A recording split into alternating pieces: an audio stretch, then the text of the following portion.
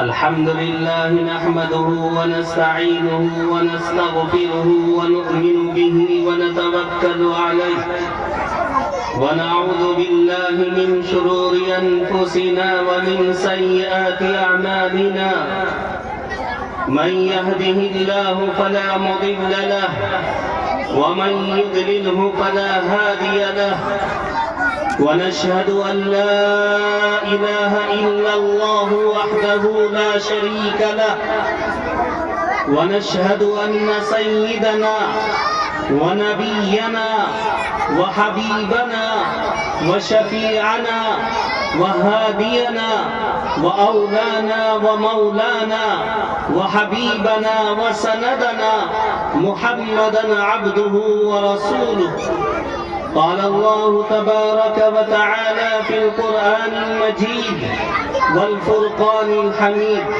أعوذ بالله من الشيطان الرجيم بسم الله الرحمن الرحيم إذ قال لبنيه ما تعبدون من بعدي قالوا نعبد إلهك وإله آبائك إبراهيم وقال النبي صلى الله عليه وسلم خيركم من تعلم القرآن وعلمه أو كما قال صلى الله عليه وسلم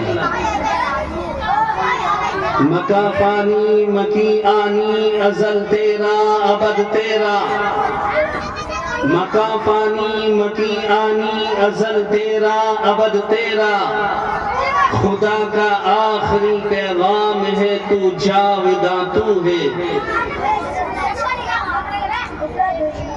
میں اپنی مقرر کا آغاز کروں اس سے پہلے آپ حضرات سے درخواست کرتا ہوں جو پیچھے بیٹھے ہیں وہ بھی اس حلقے کے اندر آ جائے، کیونکہ حدیث مبارکہ کا مفہوم یہ ہے کہ جو دین کی مجلس میں قریب ہو کر کے بیٹھتے ہیں، مل کر بیٹھتے ہیں، اللہ ان کی ہی مغفرت فرماتے ہیں۔ تو ہمارے جو دور بھائی بیٹھے ہیں وہ اپنا اتنا بڑا نقصان نہ کریں کہ وہ مغفرت سے محروم نہ رہ جائیں، وہ بھی قریب آ جائیں اور پنڈال میں آ کر ان بھائیوں سے مل کر قریب ہو کر بیٹھ جائیں۔ آ جائے بھائی، جو دور کھڑے ہیں اندر آ جائیں۔ دیکھو آپ وقت وہاں پر بھی لگا رہے ہو، لیکن یہاں آ کر بیٹھ جاؤ گے تو اس پر آپ کی مغفرت ہو جائے گی۔ یہ بچے جو شور کر رہے ہیں خاموش ہو جائیں۔ آ جائیں بھائی، جو ادھر بیٹھے ہیں وہ بھی آگے آ جائیں۔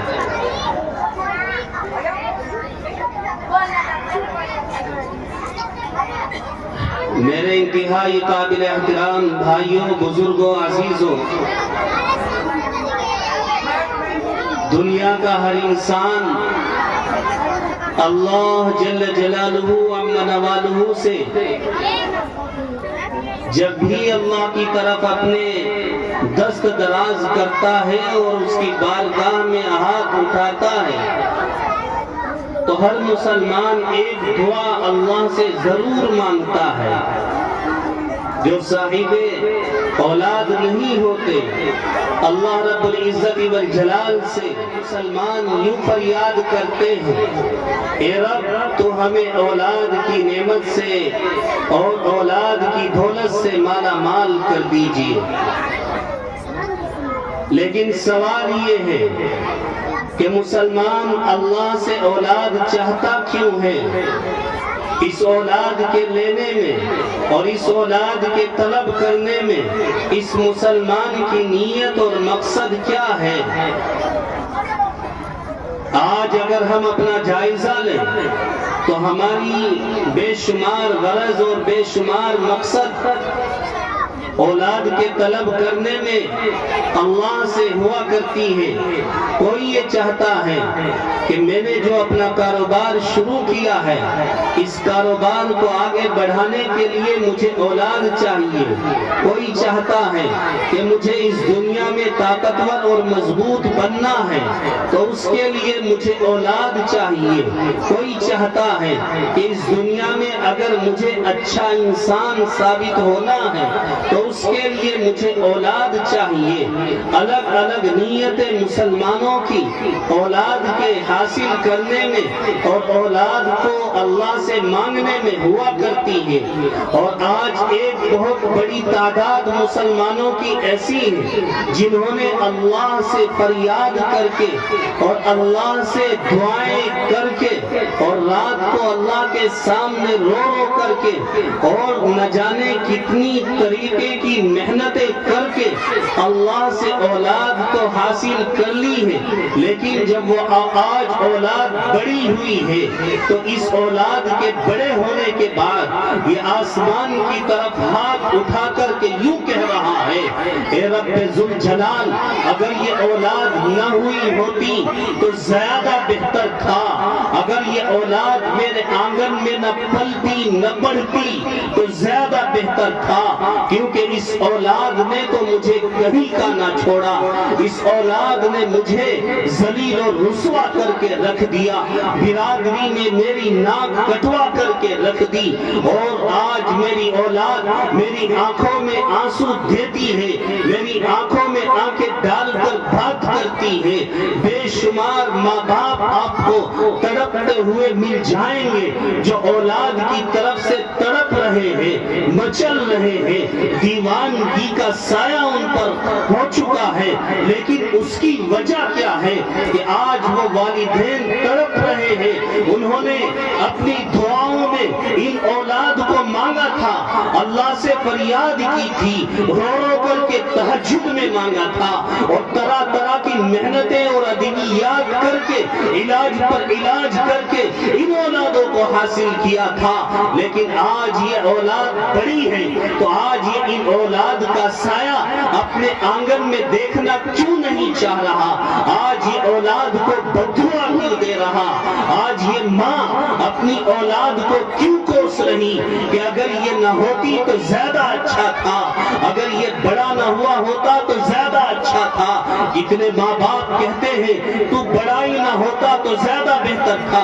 کتنے ماں باپ کہتے ہیں تو پیدا ہی نہ ہوتا تو زیادہ بہتر تھا۔ کیوں میرے بھائی آج آپ نے یہ جملہ اپنی زبان سے نکالا کیوں ہے؟ ہم بتاتے ہیں کیونکہ آپ نے اولاد کے حاصل کرنے میں، اولاد کو اللہ سے طلب کرنے میں جو نیتیں بنائی تھی ذہن کے اندر، جو خاکہ تجویز کیا تھا، وہ خاکہ نبی والے خاکے سے ہٹ کر تھا، وہ آپ کی تجویزات انبیاء کرام کی تجویزات سے الگ تھی۔ نبی نے جب اللہ سے دعا کی اور یوں فرمایا، اے رب مجھے اس دنیا میں اپنا وارث چاہیے، تو نبی نے یوں کہا، رب هب لی من الصالحین، اے رب مجھے ایک نیک صالح فرزند عطا کیجئے۔ کیوں چاہتا ہوں میں فرزند؟ اس وجہ سے چاہتا ہوں وہ اولاد دنیا میں بڑی ہو کر پروان چڑھ کر وہ تیرے دین کا کام کر سکے، تیرے دین متین کو دنیا میں عام کر سکے۔ جس مشن پر میں زندگی گزار رہا ہوں، میرے جانے کے بعد میری اولاد میرے مشن کو آگے بڑھائے۔ آج مسلمان کا کوئی مشن نبی کے نقش قدم پر ہو تو وہ اولاد بھی نبی کے نقش قدم پر طلب کرے، اللہ سے مانگے۔ آج ان کا مشن نبی کے مشن سے الگ جا چکا ہے، کیونکہ ان کی زندگیاں دنیا میں آوارگی کے طرز پر چل رہی ہے، اس لیے اولاد کے طلب کرنے میں بھی ان کی نیتیں درست نہیں ہوتی۔ کوئی چاہتا ہے اولاد ملے تو میں مضبوط ہو جاؤں، کوئی چاہتا ہے اولاد ملے تو کاروبار مضبوط ہو جائے، کوئی چاہتا ہے اولاد ملے تو باغات کے انبار لگ جائے، میری اولادیں اس طرز پر محنت کرے کہ مجھے بہترین دنیا دار بنا دے۔ لیکن نبی اللہ سے اولاد مانگتا ہے، اور 85 سال کی عمر میں زکریا علیہ السلام رب ذوالجلال سے اولاد مانگ رہے ہیں تو فرماتے ہیں، رب هب لی من الصالحین، میرے رب مجھے نیک اولاد چاہیے، ایسی اولاد چاہیے جو میری زندگی کے مقصد کو آگے بڑھائے، جو میرا مشن تھا تیرے دین کے لیے کھپنا، تیرے دین کے لیے مٹنا، تیرے دین کو دنیا میں عام کرنا، اسی مشن پر میں اپنی اولاد کی تربیت کروں کروں گا اور اس سے تیرے دین کے کام کے لیے، تیرے دین کے تقاضوں کے لیے اس کو نثار کر دوں گا، اس لیے مجھے اولاد چاہیے۔ سچ بتاؤ کتنے مسلمانوں کی اللہ سے اولاد طلب کرنے میں یہ نیتیں ہوا کرتی ہیں۔ آج ہماری نیتیں مختلف ہیں، جدا ہیں، اور جب اللہ رب العزت والجلال ہمیں اولاد عطا فرما دیتے ہیں، اولاد اللہ کے فضل سے ملتی ہے، نہ کسی کی محنت سے، نہ کسی کی بھاگ دوڑ سے۔ جس کو رب ذوالجلال چاہتا ہے اس کے آنگن میں اولاد کا پھول کھلتا ہے، جس کے آنگن میں بیٹیاں چاہتا ہے اس کے آنگن میں بیٹیوں کا پھول کھلتا ہے، جس کے آنگن میں بیٹوں کو چاہتا ہے اس کے آنگن میں بیٹوں کا پھول پروان چڑھتا ہے۔ یہ رب کی منشا ہے کہ کس کو کیا دینا ہے، یہ میرے رب کی عطا ہے۔ لیکن جب اولاد مل جاتی ہے آپ کی ذمہ داریاں دو گنا ہو جاتی ہے، دو ذمہ داری آپ کے سر پر آ جاتی ہے۔ رب فرماتا ہے اب تجھے اس کی پرورش بھی صحیح کرنی ہے، اب تجھے اس کی تربیت بھی صحیح رکھنی ہے، پرورش تجھے ایسی کرنی ہے کہ یہ زندگی میں دنیا کے اندر تیرا نام دین کے اعتبار سے روشن کرے، آخرت کے اعتبار سے روشن کرے۔ تربیت ایسی کرنی ہے کہ یہ کل قیامت کے دن صحابہ کی صف میں جا کر کے کھڑا ہو جائے۔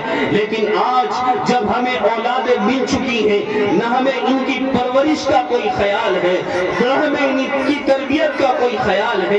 ایک چھوٹا سا بچہ صحابہ کے گھر میں پروان چل رہا ہے، حضرت عمیر بن سعد رضی اللہ تعالیٰ اس کو اس کی ماں اپنے آنگن میں لے کر کے بیٹھ رہی ہے، دودھ پلاتی ہے تو باوضو ہو کر پلاتی ہے، بسم اللہ پڑھ کر کے پلاتی ہے۔ بختیار کاکی رحمت اللہ علیہ اولاد کی شکل میں ایک آنگن میں پروان چل رہا ہے، جب ماں دودھ پلاتی ہے تو باوضو ہو کر پلاتی ہے۔ یہ بختیار کاکی جب مکتب کے اندر پڑھنے کے لیے داخل ہوتے ہیں تو شروع میں بسم اللہ پڑھ کر کے قرآن کے 15 پارے حفظ سنا دیتے ہیں۔ بسم اللہ پڑھتے ہی قرآن کے 15 پارے ازبر حفظ یاد ہے۔ اس بچے کو جو ابھی الف باتا کرنے کے لیے مکتب میں آیا ہے، اس کے سینے میں 15 پارے کہاں سے محفوظ ہو گئے؟ پوچھا گیا بیٹا تیرے سینے میں 15 پارے کہاں سے آئے؟ اس نے بتایا میری ماں نے مجھے بتایا تھا کہ میری ماں نے جب سے میں پیدا ہوا مجھے جب بھی دودھ پلاتی تھی تو باوضو ہو کر پلاتی تھی، اور جب بھی دودھ پلاتی تھی تو قرآن پڑھتے ہوئے پلاتی تھی۔ جب میں پیٹ کے اندر تھا تو میری ماں کو 15 پارے قرآن کے حفظ یاد تھے۔ میری ماں جب آنگن میں جھاڑو دیتی تھی تو جھاڑو دیتے ہوئے وہ قرآن کے پارے پڑھتی رہتی تھی، اور جب وہ مجھے دودھ پلاتی تھی دودھ پلاتے ہوئے قرآن کے پارے پڑھتی رہتی تھی۔ اس کو 15 پارے حفظ یاد تھے، وہ اپنے ہر کام میں ان 15 پاروں کو پڑھ کر کے سانس لیتی تھی۔ اس کی برکت سے اللہ نے کچھ پارے مجھے ماں کے پیٹ میں یاد کرائے، کچھ پارے میرے دودھ پیتے پیتے یاد کرائے، اور کچھ پارے بڑھتے تھوڑا سا آگے بڑھتے بڑھتے مجھے یاد کرائے، اور جب میں نے بولنا شروع کیا تو میری زبان پر وہ مکمل 15 پارے حفظ یاد تھے۔ آج تربیت ماؤں نے اپنے بچوں کی کس انداز پر کی ہے، یہ آج جو تمہاری آنکھوں میں آنکھیں ڈال کر اور تمہارے سامنے بغیر دوپٹے کے تمہاری بیٹی کھڑی ہے، تمہاری اولاد تمہارا بیٹا تمہاری آنکھوں میں جو آج آنکھیں ڈال رہا ہے، یہ قصور اس کا نہیں ہے۔ تم بتاؤ تم نے اپنی اولادوں کو دیا کیا ہے؟ تم بتاؤ تم نے ان کی تربیت کی کہاں پر ہے؟ حضرت عمیر بن سعد رضی اللہ تعالیٰ 6 سال کا بچہ ہے، ننھے ننھے قدموں سے مسجد نبی کے مکتب میں جاتا ہے، اللہ کے نبی کے تعلیم کے حلقے میں جا کر بیٹھتا ہے۔ یہ ذرا سا بچہ نبی کے حلقے میں جا کر تعلیم کے حلقے میں جا کر قرآن کو غور سے سن رہا ہے، جو نبی پر قرآن نازل ہو رہا ہے اس کو اپنے کان سے سن کر اپنے دل میں محفوظ کر رہا ہے، اپنے چچا کے ساتھ قرآن کے تعلیم کے حلقوں میں جاتا ہے۔ کیا ہمارے 10 سال کے بچے بھی ان مکاتب میں جاتے ہوئے مدارس میں جاتے ہوئے نظر آ رہے ہیں؟ ان کے پاس وقت نہیں ہے، راستوں پر گھومنے کے لیے وقت ہے، تربیت تربیت کہاں سے بگڑی؟ ماں کی گود سے بگڑی. تربیت کہاں سے بگڑی؟ باپ کی پرورش سے بگڑی. یہ 12 سال کا بچہ کلمے سے محروم ہے. یہ 12 سال کا بچہ نماز سے محروم ہے. وہ دودھ پیتا بچہ جب بولنا شروع کر رہا ہے تو اس کے سینے میں 15 پارے محفوظ ہیں. کہاں سے آئے؟ ماں کی تربیت سے آئے. میری ماں اور میرے بچوں کے والدین سے درخواست کرتا ہوں، مت بگاڑو ان نسلوں کو. یہ مستقبل ہے اس امت کا، اس کو مت بگاڑو. اللہ نے یہ چھوٹے چھوٹے پھول دیے ہیں، ان کو سجا کر کے رکھو. ان کی تربیت صحیح ڈھنگ پر کیجئے. حضرت عمیر بن سعد رضی اللہ تعالیٰ اللہ کے نبی کی تعلیم کے حلقے میں سب سے پہلے بیٹھ رہا ہے. گھر میں جاتا ہے، جا کر کے کہتا ہے آؤ آؤ میں تمہیں سناتا ہوں. آج نبی نے تعلیم کے حلقے میں جو کچھ کہا ہے وہ میں تمہیں سناتا ہوں. حضرت عمیر بن سعد گھر کے لوگوں کو لے کر بیٹھ رہے ہیں، اپنی ماں کو، گھر کی مسکرات کو، گھر کے مردوں کو، سب کو حلقہ بنا کر بیٹھ کر کے نبی کی تعلیم سنا رہے ہیں. دیکھو آج نبی نے تعلیم کے حلقے میں، قرآن کے حلقے میں یہ سورت پڑھ کر کے سنائی. اس بچے کے اندر اتنا دماغ کہاں سے آیا؟ اتنی قوت بصیرت کہاں سے آئی؟ اتنی قوت حافظہ کہاں سے آیا؟ یہ تعلیم میں بیٹھا ہے، اپنے سینے میں لے کر کے اٹھتا ہے، اپنے گھر میں جا کر اپنے گھر کے سارے افراد کو حلقہ لگا کر کے نبی کی وہ تعلیمات سنا رہا ہے. کاش ہم نے اپنے بچوں کی یہ تربیت کی ہوتی. ہمارے بچے مدارس سے آتے، ہمیں لے کر کے بیٹھتے، ہمیں بتاتے ہمارے مدرسے میں آج یہ پڑھایا گیا ہے، ہمارے مدرسے میں اللہ کے کلام کی آج یہ تلاوت ہوئی ہے، اس کا ترجمہ ہوا ہے، اس کا مطلب سمجھایا گیا ہے، اس کا مفہوم سمجھایا گیا ہے. صحابہ کے گھروں میں دینداری کے داخل ہونے کا سب سے بنیادی ذریعہ گھروں کے اندر تعلیم کا حلقہ تھا. جو صحابہ مسجدوں میں جا کر کے سنتے تھے، مکاتب میں جا کر سنتے تھے، تعلیم کے حلقے میں جا کر سنتے تھے، وہ سب اپنے گھروں میں حلقہ لگا کر کے اس کو بتلایا کرتے تھے، پڑھایا کرتے تھے، سمجھایا کرتے تھے. ایک مرتبہ حضرت عمیر بن سعد رضی اللہ تعالیٰ یہ مسجد نبی میں جا رہے ہیں. پہلے چچا کے گھر جاتے ہیں، چچا گھر پر نہیں ہوتا ہے. چچا کو گھر تلاش کرنے کے بعد یہ اکیلے تعلیم کے لیے روانہ ہو جاتے ہیں. میں اپنے معصوم بچوں کو کہتا ہوں کبھی تمہیں یہ موقع ملے گا کہ والد صاحب چھوڑنے کے لیے پڑھانے کے لیے چھوڑنے کے لیے آئیں گے، کبھی نہیں آئیں گے، لیکن تم رکنا مت. والدین کے بھروسے پر اور بھائی بہنوں کے بھروسے پر یہ سوچ کر کے کہ کوئی چھوڑنے جائے گا کبھی ہم پڑھنے کے لیے جائیں گے. جیسی عمر بن سعد رضی اللہ تعالیٰ کے اندر جیسا درد تھا تعلیم کو حاصل کرنے کا، وہ درد بچے کے سینے میں آ جائے. حضرت عمیر بن سعد بغیر چچا کے مسجد نبی کی طرف بڑھ گئے اور اللہ کے نبی کی تعلیم کے حلقے میں جا کر کے بیٹھ گئے. جب تعلیم کا حلقہ مکمل ہوا تو سب سے پہلے اپنے چچا کے پاس تشریف لے گئے. چچا کو جا کر کے کہا چچا جان آج آپ تعلیم کے حلقوں میں نہیں تھے، آج اللہ کے نبی نے صلی اللہ علیہ وسلم آج بہت پیاری پیاری باتیں بتائی. کہا کیا بتایا؟ آپ نے قیامت کی نشانیاں بتائی کہ ایک وقت آئے گا تو ایسا ہو جائے گا، ایک وقت آئے گا تو ایسا ہو جائے گا، شراب عام ہوگی تو ایسا ہوگا اور زنا عام ہوگا تو ایسا ہوگا.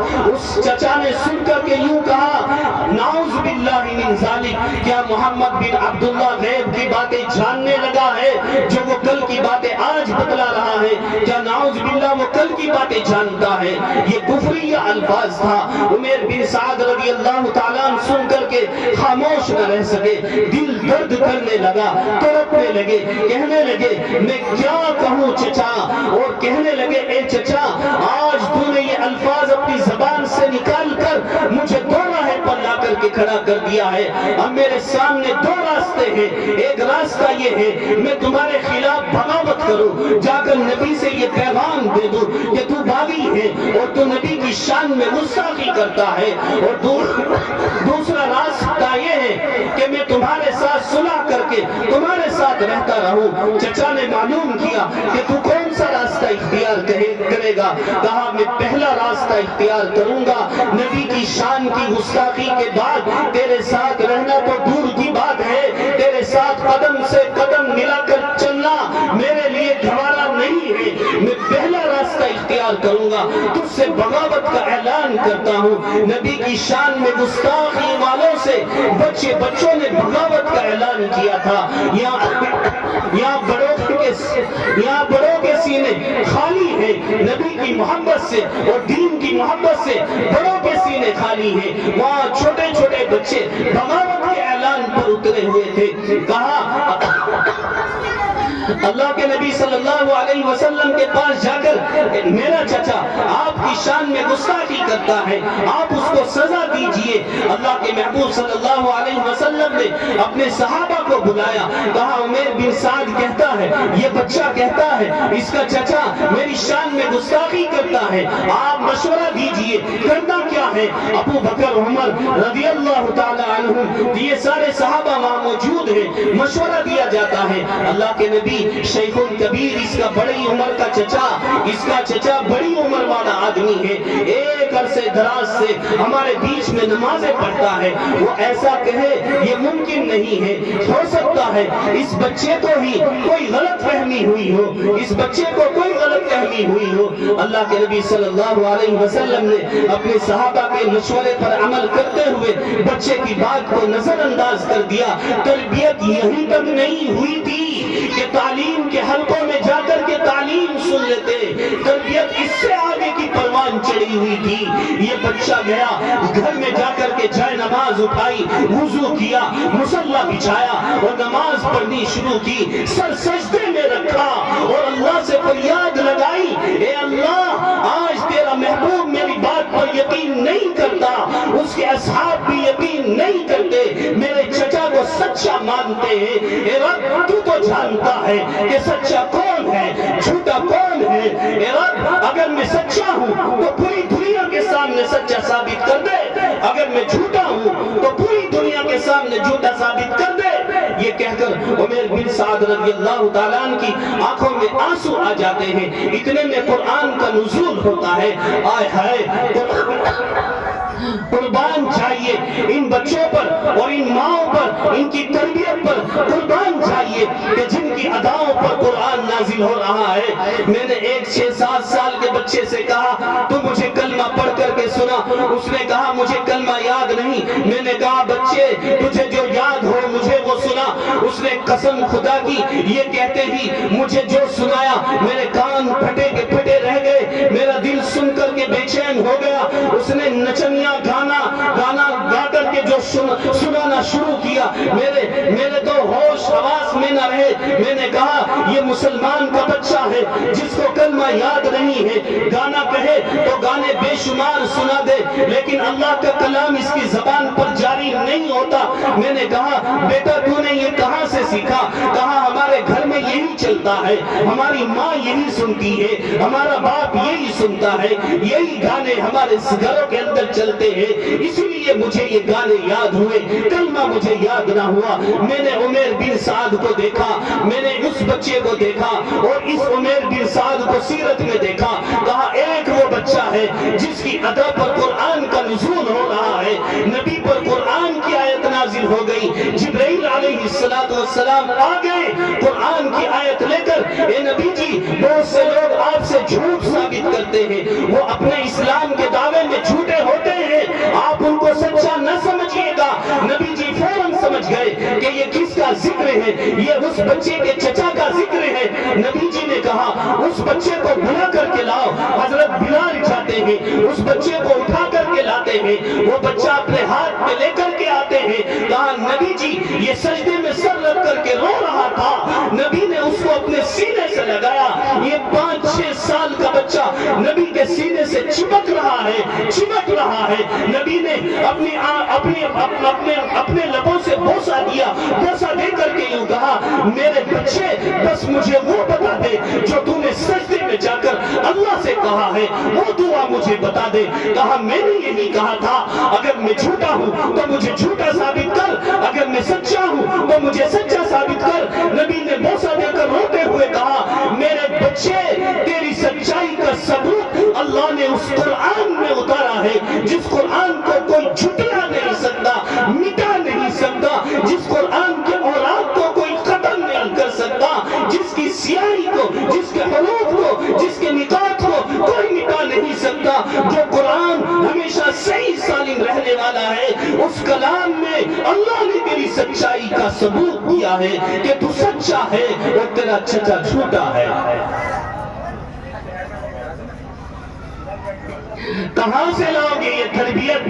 آپ نے اپنی تربیت کی ہو تو تبھی تو آپ اپنے بچوں کو سنبھالو گے، آپ نے اپنی آنکھوں کو سنبھالا ہو تبھی تو اپنی بچیوں کی آنکھیں سنبھالو گے، آپ نے اپنے دوپٹے سنبھالے ہو تبھی تو اپنی بچیوں کے دوپٹے سنبھال پاؤ گے، آپ نے اپنے آپ کو دین پر چلایا ہو تبھی تو آپ اپنے بچوں کی یہ تربیت کر پاؤ گے۔ تمہیں پتا ہے تمہارے بچوں کی راتیں کہاں گزرتی ہیں، تمہارے بچوں کے دن کہاں گزرتے ہیں، تمہارے بچوں کے شب و روز کہاں گزر رہے ہیں؟ کوئی علم ہے ہمیں اس کا کوئی علم نہیں ہے۔ میرے پیارے بھائیوں، اپنے بچوں کی تربیت کا سامان کیجئے۔ یہ بچے کل قیامت کے دن میرا اور باپ کا گربان پکڑے ہوئے کھڑے ہوں گے کہ ہمیں جہنم کے راستے پر لانے والا ہمارا باپ تھا، ہمیں جہنم کے راستے کی طرف لے جانے والا ہمارا بھائی تھا، ہمارا بیٹا تھا، اس کے سوا کوئی نہیں تھا۔ ہماری والدہ نے ہمیں صحیح راستہ نہ دکھایا، ہمارے والد نے ہمیں دین کا راستہ نہ دکھایا۔ ایک ذرا سے بچوں کو ان مدارس اور مکاتب میں ڈال کر کے وہ تربیت کا سامان کیا جاتا تھا۔ اللہ کے نبی صلی اللہ علیہ وسلم سوال کر رہے ہیں کہ آج ان مہمانوں کو کھانا کون کھلائے گا؟ ایک صحابی کھڑے ہوتے ہیں کہ آج ان مہمانوں کو کھانا میں کھلاؤں گا۔ اپنے گھر کے اندر جاتے ہیں، گھر کے اندر جا کر معلوم کرتے ہیں کہ کچھ کھانے کے لیے ہے تو اللہ کے نبی کے مہمانوں کو دے دو۔ بیوی کہتی ہے کھانے کے لیے تھوڑا سا ہے، بچوں کے لیے رکھا ہے، میں نے تو فقر سے دن گزار لیا لیکن یہ تھوڑا سا ہے، بچوں کے کھانے کے لیے رکھا ہے۔ کہا بچوں کو بہلا کر پھسلا کر سلا دو، ہمیں اللہ کے نبی کے مہمان کو یہ کھانا کھلانا ہے۔ وہ تھوڑا سا کھانا تھا، نبی کے مہمان کے سامنے رکھ دیا گیا، وہ بھی کھانا کھانے کے لیے بیٹھ گئے۔ کہا بیوی کو چراغ گل کر دینا، صحیح کرنے کے بہانے سے چراغ کو بجھا دینا۔ سارا کھانا مہمان کو کھلا دیا، یہ منہ چلاتے رہے اندھیرے میں، بیوی نے چراغ گل کر دیا، اس کو بجھا دیا۔ یہ میزبان ایسے ہی منہ چلاتے رہے، مہمان کو لگا کہ کھا رہے ہیں، سارا کھانا مہمان کو کھلا دیا۔ صبح کو نبی کے دربار میں گئے، رات کی تمہاری میزبانی سے اللہ بڑا خوش ہوا ہے اور قرآن میں آیت نازل کر دی ہے وَيُؤْثِرُونَ عَلَىٰ أَنفُسِهِمْ وَلَوْ كَانَ بِهِمْ خَصَاصَةٌ۔ بہت سے لوگ اپنے اوپر ترجیح دے دیتے ہیں، حالانکہ وہ ضرورت مند ہوتے ہیں، ضرورت مند ہونے کے باوجود وہ سامنے والے کو ترجیح دیتے ہیں۔ نبی کے مہمانوں کے لیے ماؤں نے اپنے بچوں کا رکھا ہوا کھانا کھلا دیا۔ ان نبی کے مہمانوں کے لیے جو اس مدرسے میں پروان چل رہے ہیں، آپ کے پاس اپنے دینے کے لیے زیور نہیں ہے، آپ کے پاس اپنے دینے کے لیے پیسہ نہیں ہے، آپ کے پاس دینے کے لیے مال نہیں ہے، یہ مال دوسری چیزوں پہ جگہوں پر لگانے کے لیے تمہارے پاس ہے، گناہ کمانے کے لیے اس مال کا استعمال کر لیں گے، لیکن اس مال سے یہ نبی کے مہمان پروان چڑھ جائے، پرورش پا جائے، تربیت پا جائے اور جنت کے راستے پر پرورش پا جائے اور تمہارے لیے بھی جنت کا راستہ آسان ہو جائے، اس کے لیے تمہارے پاس مال نہیں ہے۔ وہاں نبی کے مہمانوں کے لیے اپنے بچوں کا رکھا ہوا کھلا دیا گیا، یہاں تمہارے پاس دینے کے لیے تھوڑے سے نوٹ اور پیسے نہیں ہیں۔ میرے بھائی، آپ اگر اس دنیا میں کچھ مقام بنانا چاہتے ہیں، آخرت میں کچھ مقام حاصل کرنا چاہتے ہیں، تو ان مکاتب کی، ان مدارس کی چار دیواروں کی نگرانی کیجئے، ان مدارس اور مکاتب میں پڑھنے پڑھانے والوں کی ضرورتوں کو پورا کیجئے۔ آپ کو پتا ہے یہ مدارس، یہ مکاتب تمہارے علاقے میں کس کا کام کر رہے ہیں؟ اللہ کے نبی صلی اللہ علیہ وسلم نے فرمایا جس گھر کے اندر یا جس چار دیواری کے اندر قرآن پڑھا جاتا ہے، جب تک قرآن پڑھا جاتا رہے گا اللہ آس پاس میں بھی عذاب نازل نہیں کریں گے۔ فرشتوں کو روک دیتے ہیں کہ عذاب تب تک نازل نہیں کرنا جب تک اس چار دیواری کے اندر قرآن پڑھا جا رہا ہے۔ اس بستی پر زنا ہونے کے باوجود، شرابی ہونے کے باوجود، جواری ہونے کے باوجود، بے نمازی ہونے کے باوجود اگر کسی علاقے میں عذاب نازل نہیں ہو رہا ہے تو اس کی وجہ ہے کہ کسی چار دیواری کے اندر اللہ کا کلام پڑھا جا رہا ہے، اللہ کا نام لیا جا رہا ہے، اس نام کی برکت سے اللہ نے اپنا عذاب روکے ہوئے ہیں۔ میرے بھائی، آپ آگے بڑھیے، اپنے جذبات کو اور اپنے احساسات کو قربان کیجئے، اپنی خواہشات کا گلا گھونٹیے، اور آپ اور میں جو شیطان کے نقش قدم پر چلے جا رہے ہیں، آپ وہاں سے ہٹیے، ان بچوں کا مستقبل سنواریے، یہ کل قیامت کے دن تمہارا گربان پکڑ کر کے جنت کے راستے پر لے جائیں گے۔ اللہ تعالی ہم سب کو ان تمام باتوں پر عمل کی توفیق عطا فرمائے۔ وآخر دعوانا الحمدللہ رب العالمین۔